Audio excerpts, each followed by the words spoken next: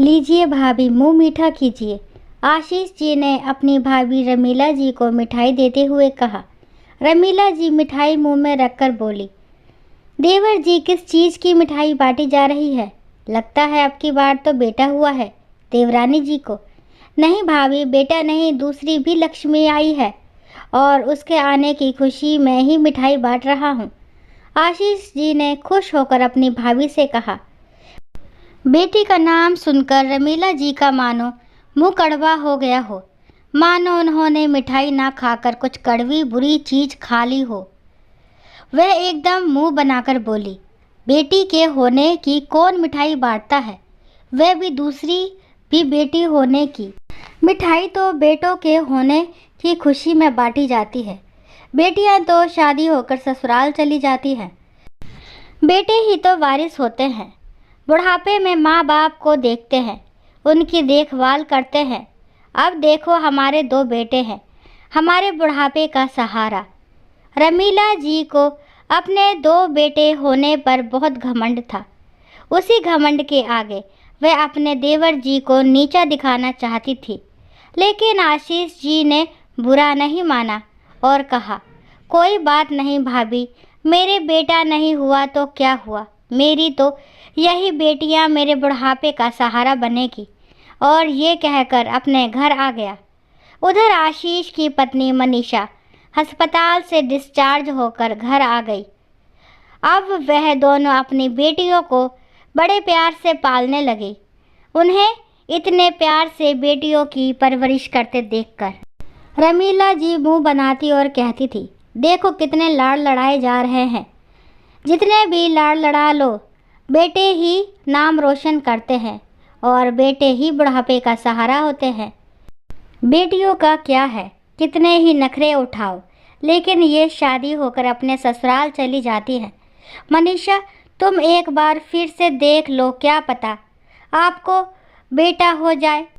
तब मनीषा उनकी बात सुनकर कहती, भाभी, बेटा होना होता तो अब तक हो जाता, और वैसे भी मुझे तो मेरी दोनों बेटियां ही बहुत है।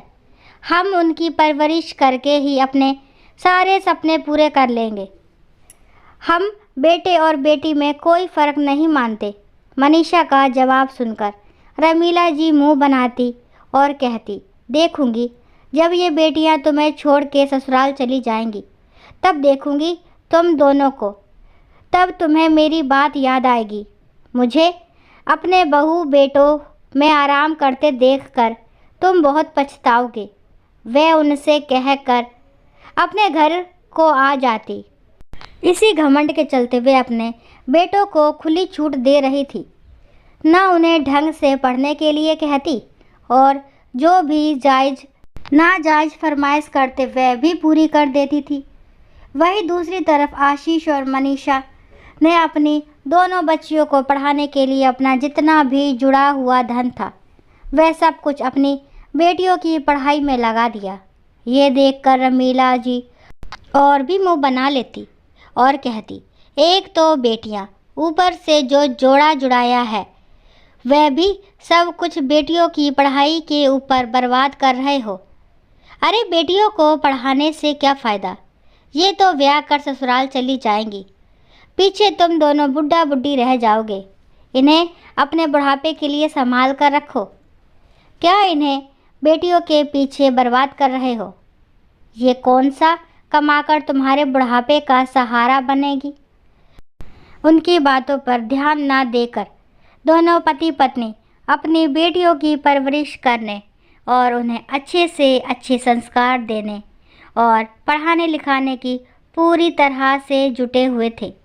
तब अपनी बातों का असर ना होते देखकर रमीला जी चिढ़कर रह जाती और अपने बेटों की बड़ाई करने लगती, जो कि एकदम सरासर झूठ थी।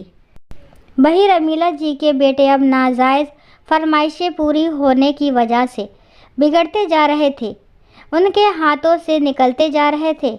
दोनों बेटों में जुए, शराब, सट्टेबाजी की ऐसी बुरी लत लग गई थी कि उससे पीछा छुड़ाना मुमकिन नहीं था।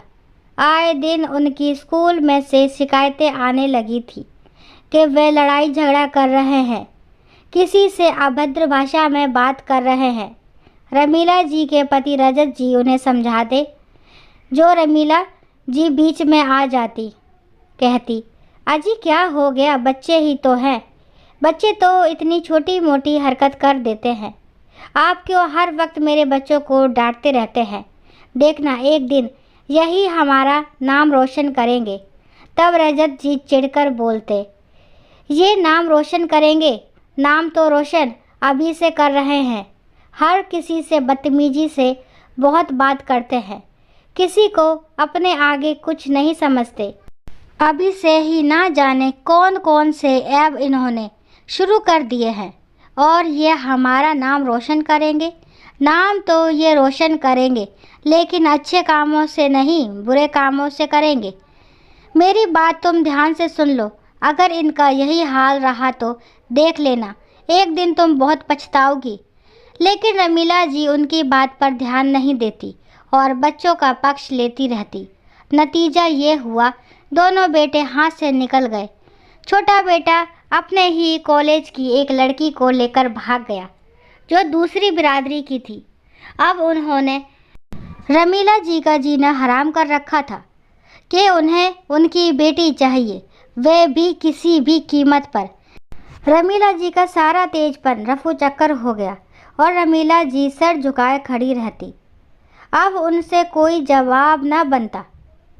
उधर रजत और उनका बड़ा बेटा मयंक दोनों मिलकर छोटे बेटे रचित को ढूंढने में लगे थे, लेकिन उसका कहीं से कोई पता न था। अपना काम छोड़कर वे उसे ढूंढने में लगे हुए थे। पैसा लग रहा था सो अलग, लेकिन कुछ भी फ़ायदा हासिल नहीं हो रहा था। वह थक हार कर बैठ गए और लड़की वालों से कहा, हमने तो अपनी पूरी कोशिश कर ली है, अब आप कोशिश करके देख लीजिए, हमें तो वे नहीं मिल रहे हैं। इस तरह से पुलिस स्टेशन में बहुत सारी रिश्वत देकर मामला रफा दफा कराया। जो भी उनकी जोड़ जमा थी सब वहाँ ख़त्म हो गई। अब रमीला जी के पास कुछ भी नहीं बचा था। अब बड़े बेटे का रिश्ता होना भी भारी हो गया था। एक तो उसके अंदर शराब का ऐब था, ऊपर से घर में ये ऐब भी लग गया था कि उनका बेटा किसी की बेटी को लेकर भाग गया है। लेकिन अब रमीला जी क्या कर सकती थी? जब बड़े बेटे मयंक का कहीं से रिश्ता नहीं हुआ, तब उसने अपने ही साथ काम करने वाली किसी दूसरी बिरादरी की लड़की से कोर्ट मैरिज कर लिया। अब तो रमीला जी के सारे सपने, सारे अरमानों पर बिल्कुल ही पानी फिर गया। छोटा बेटा तो बिल्कुल ही आंखों से दूर चला गया था। बड़े बेटे ने भी, जो उनकी तमन्ना थी अपने बेटों की शादी देखने की, वह भी ख़त्म कर दी थी। इसी वजह से रमीला जी बहू को अपना नहीं पा रही थी।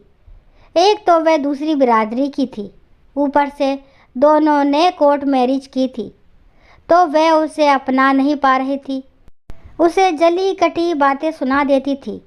आखिरकार मयंक की बीवी तंग आकर मयंक से कहने लगी, मैं तुम्हारी माँ के साथ नहीं रहना चाहती। तुम्हारी माँ तो हर वक्त जली कटी सुनाती रहती है, और ऊपर से कोई मोहल्ले वाली या कोई भी आती है, वह इसी बात को कहती है कि इनका बेटा तो किसी की लड़की को लेकर भाग गया।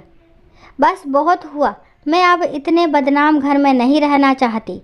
मुझे अगर तुम्हें रखना है तो अलग लेकर रहना होगा, नहीं तो मैं तुम्हें छोड़कर जा रही हूँ। पंकज भी क्या करता? एक तो बड़ी मुश्किल से उसकी शादी हुई थी, ऊपर से वह भी छोड़कर जाने को कह रही थी। पंकज अलग किराए के घर में रहने चला गया। रमीला जी और रजत अकेले रह गए। उनकी दुख बीमारी देखने वाला कोई नहीं था। उधर दूसरी तरफ आशीष और मनीषा की दोनों बेटियां पढ़ लिख कर एक तो डॉक्टर बन गई और दूसरी बेटी इंजीनियर बन गई। दोनों बेटियों ने मिलकर घर को अच्छा और पहले से अच्छा बना दिया था। आशीष और मनीषा ने अच्छे घर देखकर दोनों बेटियों की शादी वहाँ कर दी। अब दोनों बेटियां इतनी पढ़ी लिखी और इतना कमाने वाली थी, उन्होंने दहेज लेने से भी मना कर दिया। दोनों बेटियां अपने घर में खुश रह रही थी और बारी बारी आकर माँ बाप की देखभाल भी करती थी, माँ बाप की सेवा भी करती थी। एक दिन मनीषा से उनकी पुरानी पड़ोसन मिलने आई और उनसे रमीला जी के सारे हालचाल बताए और बताया रमीला जी की हालत बहुत ख़राब है, कोई उन्हें पानी पिलाने वाला भी नहीं है। बेचारे रजत भाई बुढ़ापे में इधर उधर छोटा मोटा काम ढूंढते फिरते हैं, क्योंकि प्राइवेट नौकरी करते थे तो पेंशन का तो कोई जुगाड़ भी ना था, और अब उन्हें इस उम्र में नौकरी देगा भी कौन। उनके हालात बहुत बुरे हो गए हैं, सारा सब कुछ बेटों के ऊपर लुटा दिया। अब बस रहने के लिए सिर्फ एक घर ही बचा है, जिसे उन्होंने आधा किराए पर दे दिया है, उसी से अपना घर चला रहे हैं। जब मनीषा और आशीष ने अपने भैया भाभी की यह हालत सुनी तो उन दोनों से रहा नहीं गया और वे दोनों उनसे मिलने चले आए। उन दोनों की हालत देखकर उनको बहुत दुख हुआ। तब मनीषा को और आशीष को देखकर रमीला जी की आंखें झुक गई, क्योंकि मनीषा ने बड़ी ही अच्छी और कीमती साड़ी पहनी हुई थी और वह अपनी गाड़ी से ही उनके घर आए थे। आज जिन बेटों के घमंड में वे रमीला जी, आशीष और मनीषा को बेटियां होने का ताना देती थी और उन्हें चिढ़ाती थी, उन्हें जली कटी सुनाती थी, आज उन्हीं बेटियों ने उन्हें किस बुलंदी पर पहुंचा दिया था। रमीला जी अपने जिन बेटों पर नाज करती थी, घमंड करती थी, उन्होंने ऐसी बेइज्जती के दलदल में पहुंचा दिया था। उन्हें अपनी बातें याद आ रही थी, उनकी नज़र मनीषा से नहीं मिल रही थी। रमीला जी ने उन्हें कितने ताने दिए, लेकिन फिर भी मनीषा ने उनके हाल चाल पूछे। अपने साथ वह जो खाना लेकर आई थी वह उन्हें खिलाकर उनसे पूछा कि उन्हें किसी चीज़ की ज़रूरत तो नहीं, और किसी चीज़ की ज़रूरत हो तो बेझिझक बता सकती है। तब रमीला जी बोली, मनीषा मुझे और शर्मिंदा मत करो, मैंने तुम्हें और तुम्हारी बेटियों के बारे में क्या कुछ नहीं कहा, और मैं जिन बेटों के ऊपर घमंड करती थी आज वही बेटों ने देखो मुझे कहाँ से कहाँ पहुँचा दिया है।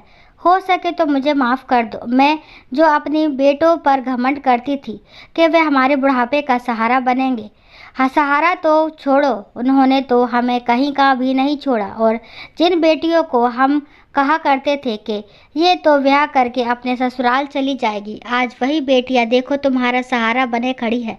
तुमने सही कहा था कि बेटियां भी सहारा हो सकती है, आज ये बात मेरी समझ में आ गई। कैसी बात कर रही हैं आप भाभी, आप हमारी बड़ी हैं, आप हमसे माफ़ी मांग कर हमें पाप का भागी मत बनाइए। बड़े तो आशीर्वाद देते हुए अच्छे लगते हैं, माफ़ी मांगते हुए नहीं। और पिछली बातें जो हुई उन सबको भूल जाइए, और अब से आपको किसी भी चीज़ की ज़रूरत हो तो हमें बिना झिझके बताइएगा। आशा करती हूँ कहानी अच्छी लगी होगी। अगर कहानी अच्छी लगती है तो प्लीज़ मेरे चैनल को लाइक शेयर सब्सक्राइब करना ना भूलें। कहानी को लास्ट तक सुनने के लिए थैंक यू। राम राम, राधे राधे।